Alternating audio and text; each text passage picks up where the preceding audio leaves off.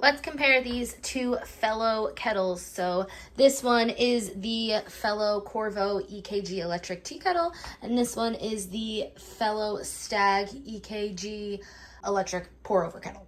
So I have had this one for about 6 years now. I just purchased the other one a few months ago. Honestly, I love them both. They serve different purposes. I am a tea drinker and my husband is a coffee drinker, so this one is his preferred kettle. It's great for pour over. As you can see, it has that thin spout up top and you can do kind of what you need to do for pour over. As I said, we've had this for 6 years now, so it does have a little bit of dings and some of the paint is chipping off, but it still works perfectly fine and we love it. This one I prefer to use for my tea because it just honestly pours a little quicker than the pour over.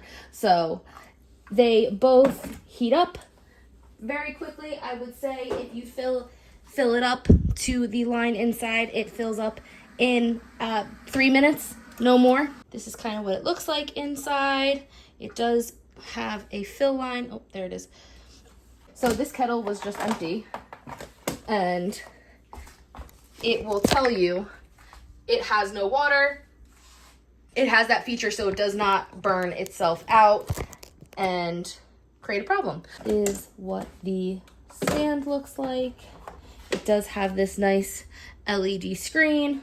On the back, there is the Fahrenheit and Celsius switch and the hold switch. If you turn on the hold switch, it will hold the temperature for 60 minutes before automatically shutting off.